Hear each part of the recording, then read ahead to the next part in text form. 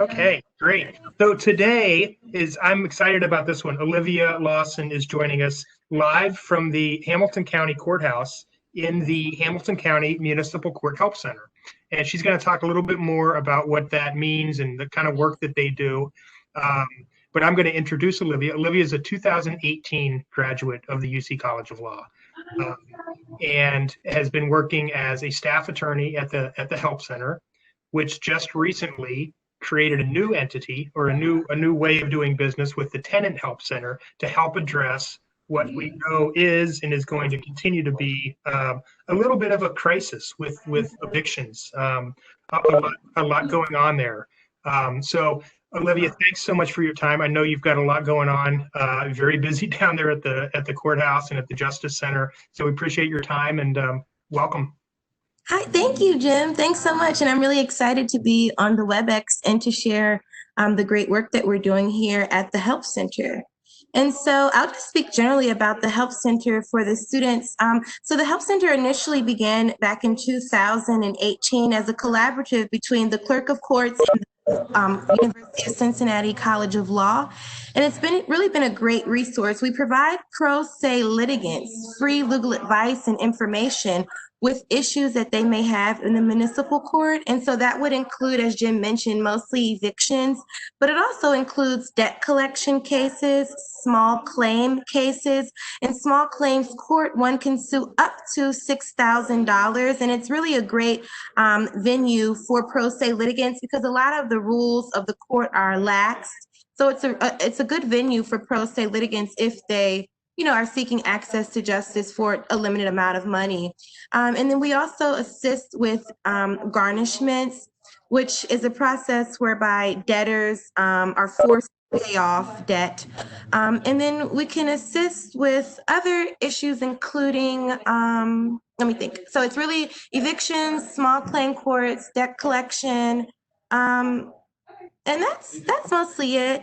And so we've been providing a lot of information to pro se litigants. We see here that, one of the main things is that for non-lawyers, having to come to court and even, dealing with the aspects of the law is really a bit challenging. And so we provide a lot of information here in education. And so it initially started as a center to educate the community so that these individuals would be really prepared to litigate on their own behalf. And so essentially it's like everyone who comes in here, we're trying to give these people the skills to be little lawyers within just about 45 minutes, which is a bit challenging, but I think it's a great reward. Most often by the time people get to the Help Center, they've already gone through legal aid who most likely, can't represent them. Unfortunately, they can't, hire a private attorney. And so really they're just left on their own to navigate. But luckily we're here, to really help. And so we really help everyone that comes through the door so long as they fall within, our practice area. And so this summer, it's really great that we have two students who are interning with us, two law students, and they've been, helpful in getting and helping us get the information out and get the education out and, really to just advise the community or really inform the community on, aspects of the law that most people aren't familiar with. And so if people who are either entering the law school or are currently in law school, this is a great place to volunteer to, one, gain the pro bono hours, and two, to have a lot of client contact. If you're looking for an experience to give you one-on-one, a client aspect, or, if you're trying to develop your skills in working with clients, this is a great place to be because honestly, even as a first year law student, you can speak to clients directly and not exactly, there are clients, but visitors, the public, you can speak to the public directly, you can provide the information, and you really gain a lot of skills on how to really just be a lawyer for the people. And so if that's what you're interested in, this is a great place. And so as Jim mentioned, right now in Hamilton County and really just all over the country, evictions is something that is really a major issue, particularly as people are facing, the economic depression caused by the COVID-19 pandemic. And so here at the Help Center, we've created a new partnership with the St. Vincent de Paul organization, along with the Community Action Agency, where we can help tenants who are facing an eviction to help them get rental assistance, to help them process rental assistance applications so that they can avoid being evicted. And that's really a great, another great resource here, in that we are able to help people like skip the line essentially for rental assistance, because a lot of these agencies are such backlog with so many applications, and so many people around the city need the help.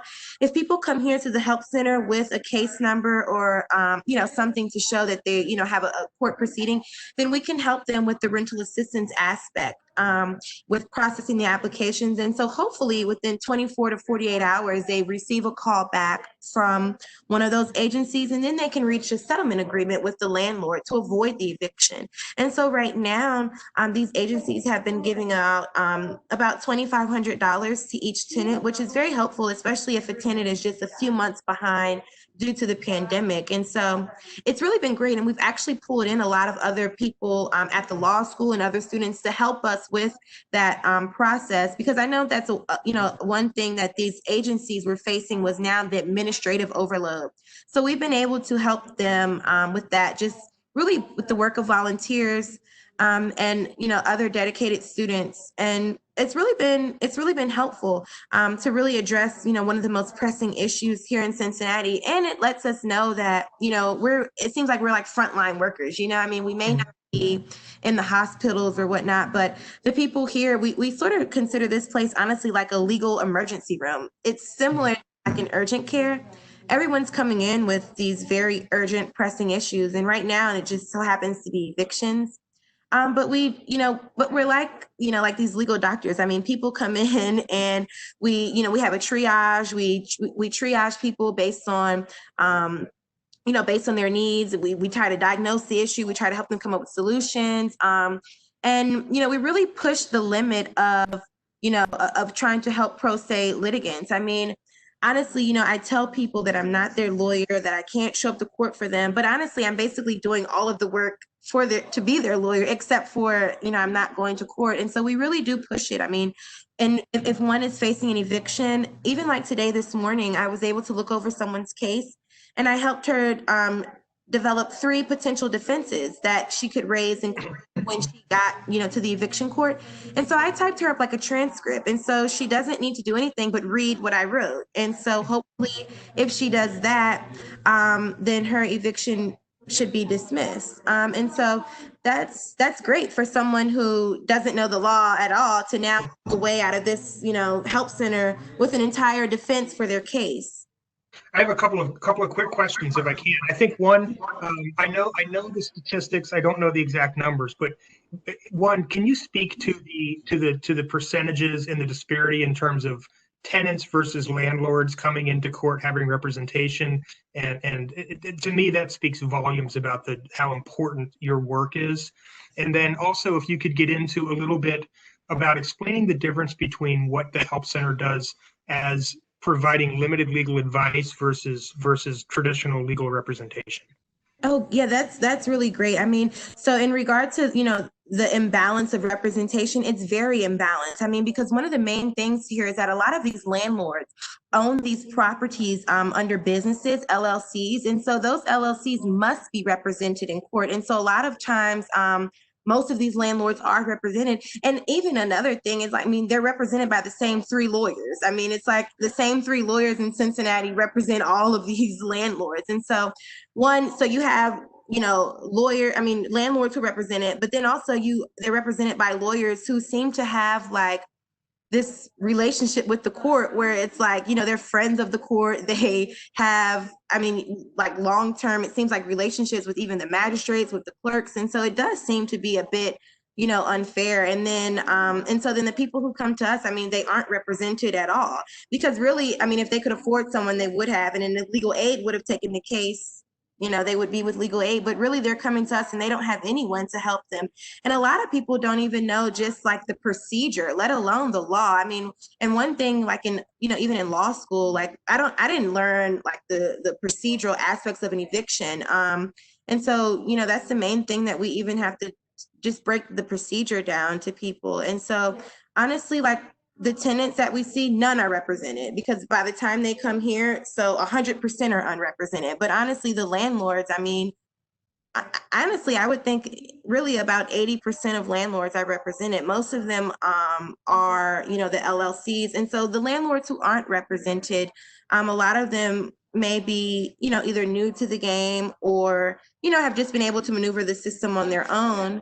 And the good thing about working here is that, I mean, we're helping people on both sides. So I may be helping a landlord, a landlord may be sitting in my line and right behind them is a tenant. And so, we're helping both sides, but unfortunately that most of the time it's the tenants who just don't have anyone to help them at all. And so our services are really needed, especially now. And I mean, when you think about an eviction, it was interesting. I was reading articles over the weekend that evictions, they really just destroy people's entire lives. I mean, families are uprooted, they don't have stability, homelessness, becomes a major issue.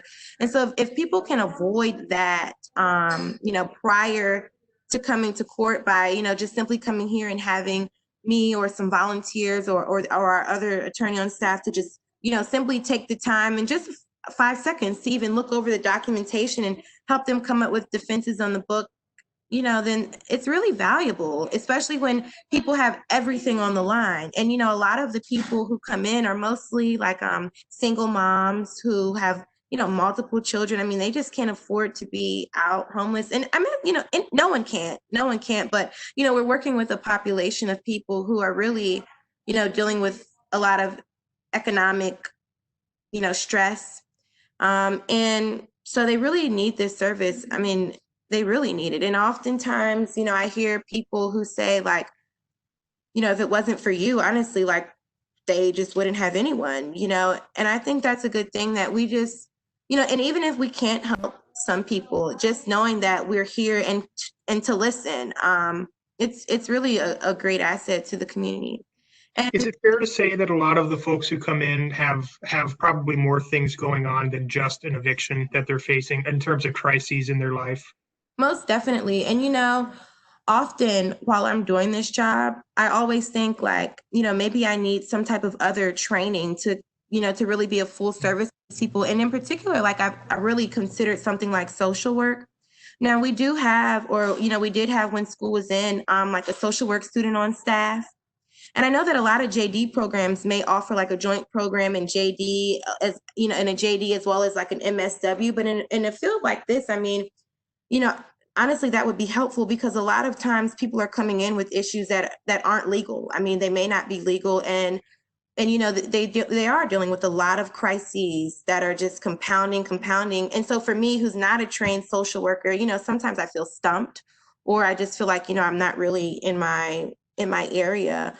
And so luckily, when we have the student on staff, we can refer a lot of them out to her, to the social work student, so that they can get a full comprehensive like evaluation of their situation and really try to help them come up with some type of long-term solutions. One thing here at the Help Center is that we want to try to provide people, a long-term solution or help them reach the end of the case and help them achieve their desired outcomes rather than just, getting into the next step to the next step. We're trying to provide people, a comprehensive solution to their problems, even though that may be challenging, but it's, it's helpful, especially when you have someone who can listen to all of these other, issues. Because a lot of times I even ask the people, well, do you have a caseworker or do you have someone else who can help you? But they don't even have access to those resources. And so, yes, they are dealing with a lot of crises. Does the Help Center, refer those folks to Jobs and Family Services or to other agencies that might be able to help where it's not necessarily a legal issue? Is that part of what you do?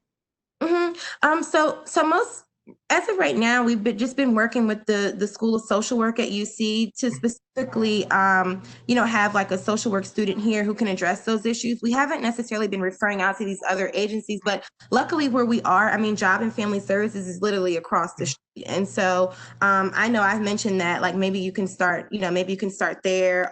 But we do refer out to other, mostly just legal organizations. Like if people are coming in dealing with domestic violence, we can refer out to Women Helping Women. I just referred someone to Pro Seniors.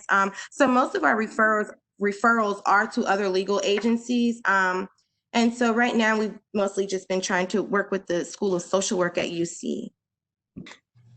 Let me go back to that question about how you as an attorney sort of navigate that line between providing limited legal advice and traditional legal representation, and what are some of the things you have to be aware of, both as a practicing attorney and ethics considerations, et cetera.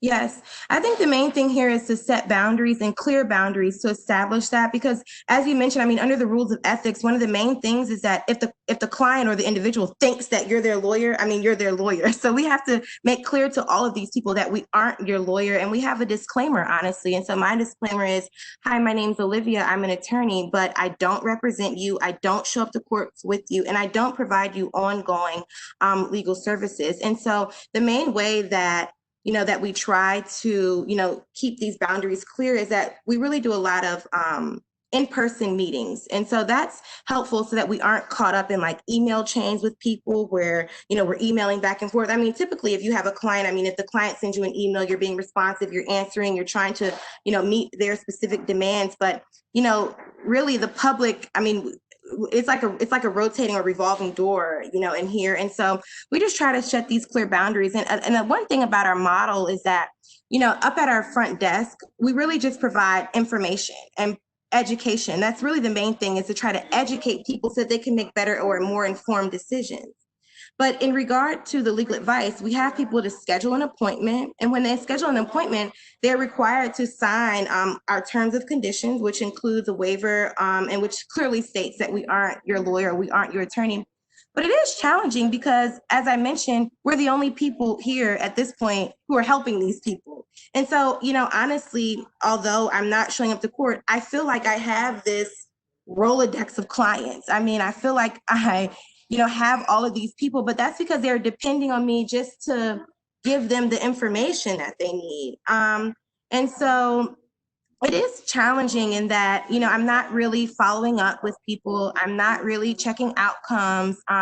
Like, for example, sometimes I may write a motion for someone, but then I never really, see how it goes. But one thing is that I'm trying to go back and check my outcomes to see like, oh, was it effective what I did here? How did that impact their situation? Because really, we want our services to be effective. We want the help that we provide to lead to winning outcomes. And so, sometimes I have to just pause in my day and go back and check on some things, to see what would be the outcome.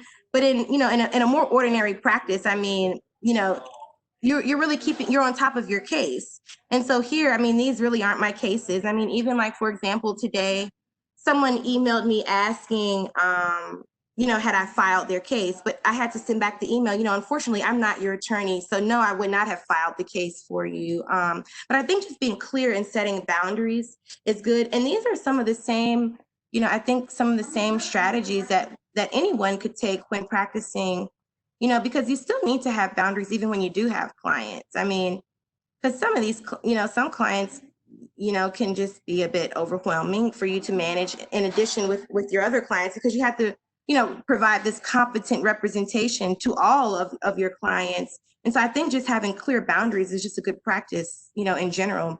But it is challenging because, like I'm saying, I might see the same person multiple times a week, right? So, they keep saying, I'm coming on in to see this lawyer, but I'm like, yeah, you might be coming to see me, but I'm not your lawyer, but I will continue to meet with you. And so it is challenging because I do meet with people really from the beginning until the end, until they, have reached, the final outcome, or it's the end of their case or their trial. And so, while I feel like I'm not, anyone's attorney, but I do know that these people are depending on me to really try to help them, because at this point I am, really all that they have to help. When we talk about public interest law, and I think you and I have talked about this before, two of the most important components of being a good public interest attorney are, one, some experience. And if folks could see your resume, they would know that you have that in the public interest sector. But the other is passion for the work, which is not something you can take in a class or get a certificate in. You have it and you bring it to work. Can you talk a little bit about where that comes from for you and how you keep coming in every day with that passion for your work? Because it's not unique to public interest, but I think it's particularly meaningful in the public interest sector. It is. I mean, because honestly, that's how you keep going. And I remember it seems like I've always been in educational institutions that focus on social justice. And particularly, I went to college in New Orleans at Loyola University, which was a Jesuit institution. And one of their main like pillars of education was that strong faith leads to strong action. And honestly, I think it's my faith. I really am interested in trying to bring about equality. I'm trying to, really bring about this relief for the oppressed. I'm really interested in lifting up the left behind, those who have been alienated and pushed out to our society. Honestly, I feel like this calling that, that I've been called to really help them. And honestly, I think it's my faith that keeps me passionate. But you know what else? Honestly, the more I listen to the news, the more I read articles, the more I hear, I know that the community that I'm serving really needs my help. And that keeps me going. I mean, honestly, every time I read an eviction article, it's like, I got to get back to work. I gotta help these people because, and it's not just here in Cincinnati. I've been reading so many articles that this is this is another pandemic on top of what, all of these other issues that America's facing, is that now you have this homelessness pandemic, this eviction pandemic. And I mean, it's a real serious issue. And I think, another thing that really resonates with me is that honestly, a lot of the people who are coming into the health center, while we are open, to everyone, it just seems like that the majority of people who we are serving happen to be African American, happen to be, single moms, young single Black moms. And honestly, I think that I can just relate. I think it also becomes something personal, that I make a connection and I understand their stories, I understand their realities, and I want to do more to uplift these oppressed communities. And I think that if you have a passion for doing good for people and serving other people, then then really that's what I think keeps all public interest lawyers going. I mean, even for example, I'm here with our director. His name's Rob Wall. He also went to UC. I think he came out in like what 2020, like '07. I don't know. I think he's '07. Yeah, it was like '07. But something something like happened here the other day in eviction court, and I was just feeling so upset about it. Like, I thought it was so unfair, I thought it was so unjust, and I felt defeated, right? And even though I wasn't this person's lawyer, like, I had been helping this person. I had helped them come up with the defense, I had helped them prepare for the trial and everything, and it just didn't work out. So I felt defeated. But then Rob made another good point, that that we feel like there's this greater calling, like this higher being that's calling us to do this work. And so it seems to be true for him too, I guess, is my point, that people feel like that it's something greater than them. And I think that's what really keeps me going, to know that I'm doing the work, or trying to serve someone that's trying to really help people. I should have saved that question for last, because I'm not sure how to follow that up. That's really inspiring. Let's talk a little bit about the Tenant Help Center, which is kind of a new creation. It's in a new setting. It's not in the courthouse. It's in the Justice Center, right? Tell me a little bit about that, because I know that was it was put together specifically. Like, this has to happen. It needs to happen right now. Evictions are open up again. So what does that look like, and how is that going? Right. So, so eviction court had been closed ever since March, about the 15th. It was closed for March, April, May. And, and for the people I was working with, that was going great. Okay. Because I'm thinking, like, you can stay in your home, eviction court's closed, no one's getting put out. And so, but of course, the landlords, that was, unfair to them. So they, they filed, something with the Supreme Court, and they got eviction court to open back up. So then eviction court used to be over here in the main courthouse, but now it's over in the Justice Center, which is where basically the criminal proceedings occur. But I think that's the case due to the setup over there with the plexiglass and everything to help lower the transmission of the virus. And so now that eviction court is basically across the street, we do have like a mobile tenant help center set up where we have students who are volunteering, and their main role over there is to, one, talk tenants through the eviction process, and explain to them what just happened in the first proceeding. Honestly, a lot of people leave out of eviction court and they have no idea what just happened. They don't know that they were just evicted. They don't know that they now have either 7 days or 3 days to get out. They really don't know much of what went on. And so we do a lot of, again, just information, trying to explain and educate people on what just happened, what would be the next step. And then, the main thing also is that we're trying to help people sign up for rental assistance. So one thing is that the court has been, it seems to be a bit willing to continue cases so that tenants have an opportunity to apply for rental assistance. So for example, if someone came into court, today, they could have motioned for continuance, which would be, push it out 7 days. But during that 7-day process is really, the time to try to get that rental application process started so they can get the money, because the is that during the 7-day continuance period, you are going to be working with St. Vincent de Paul or Community Action to try to get some cash that you can offer your landlord. And hopefully your landlord will reach a settlement agreement and be willing to dismiss the eviction before the next court date. And so right now we have students who are in the Justice Center who are processing those rental applications, who are getting the process rolling, who are providing the information, who are letting people know what would be the next step. They also, again, over there have forms and filings.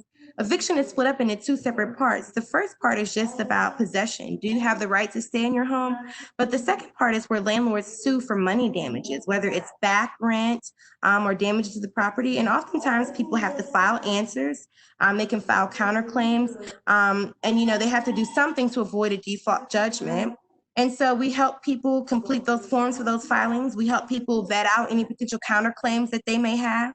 And so really, we have a mini little help center over there that's specifically focusing on our tenant practice area or our landlord tenant practice area. And I think it's been a great experience in that people can really, I think the main thing is kickstart the rental application process. And that's really the value that we have of being over there, is to try to get the money immediately, because that's really what a lot of these people just really need. I have a question here from one of our incoming students, asking for what's the biggest piece of advice you'd give to an incoming 1L in terms of what do you looking back with the benefit of hindsight and all your experience and knowledge that you've gained. Let's rewind to when you were starting as a 1L. What do you wish you knew coming into this? Well, honestly, I wish I had known about the Help Center. When I was in law school, I didn't really hear much about the Help Center, and I didn't have the opportunity to come here and volunteer and serve. Now, I did do other public interest internships, like, for example, at the Ohio Justice and Policy Center was a great place for me. I interned at another civil rights firm, but to know that this place was here where one could have really received this one-on-one client experience, this would have been great for for an externship or ways to gain the pro bono hours. So for all the incoming students, know that this is a great place to learn, and it's really a nurturing environment, and it's like a safe space. So I really like it here. But other than that, I think just looking back, I mean, just work as hard as you can. And I think, I guess I wouldn't change that. I tried to work as hard as I can, but that's just the advice. I mean, just work as hard as you can, because honestly, it really pays off. It's really I really love this profession. It's an honorable profession, and I think that when people take the practice of law as serious as they can and really dedicate and give their all to it, it creates a really nice legal culture where you have lawyers who are committed to advancing the law. And I think that's what's most important. Especially, it seems like we're in a society where the rule of law just seems to be eroding.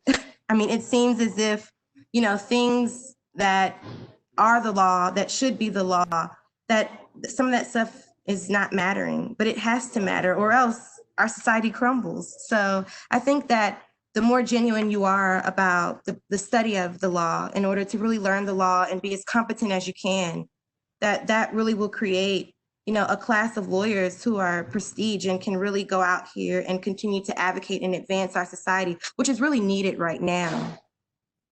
And so I think just one, you know about the Help Center now, so come here if you want to gain some experience.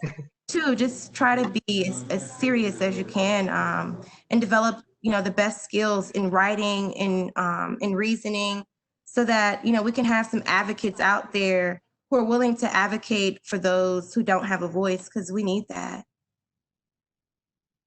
So That's you're great. welcome, Summer. That's great. I don't know how to follow that up. I will echo Olivia's sentiments about the importance of during law school and throughout the your tenure as an attorney, which never really ends. It's incumbent upon us, right, to contribute to pro bono causes and to the poor and marginalized as attorneys because of the privilege of our position. Whether you do it as a full-time job like you're doing, or whether you do it in the evenings when you have time, Volunteer Lawyers Project, Help Center, all these places, it really adds to your perspective. And I have to say, every time I talk to someone like you, Olivia, it helps my perspective on the full scope of work that we're charged with doing as attorneys. Yeah. And and Jim makes a great point, right? I mean, even if this is not, public interest law is not what you've considered as a career, which I understand, because honestly, it's very challenging, right? And so if this is not what, you're not cut out to do, that's great. Okay. Go do what you feel called to do and what you're cut out to do. But just remember that you have the skills to lift up someone who really can't help themselves at all. And if you can just reach back to pull up someone else, then that would really, really help our society. Because I remember when we went to, I think this is like my swearing in or something, but I think like the numbers of the percentage of people in Ohio who are lawyers, I think is like 1 or 2%, right?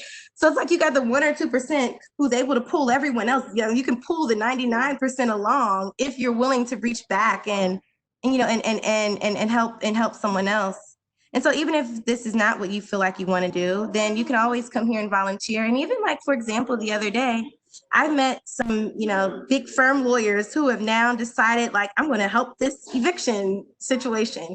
And I've come into contact with these big, fancy corporate lawyers who are now in eviction court trying to, help the least of us. And I'm really appreciative. I'm really thankful that you do have people who are genuine to genuine about pro bono work, because it's very important.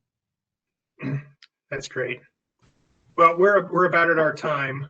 Okay. Olivia, this has been great. It's always great to talk to you and hear about what's going on. Give our best to Rob and the staff and the volunteers. Okay. You guys are doing great work, and I know the college is very proud of you. I know Dean Williams is very proud of you.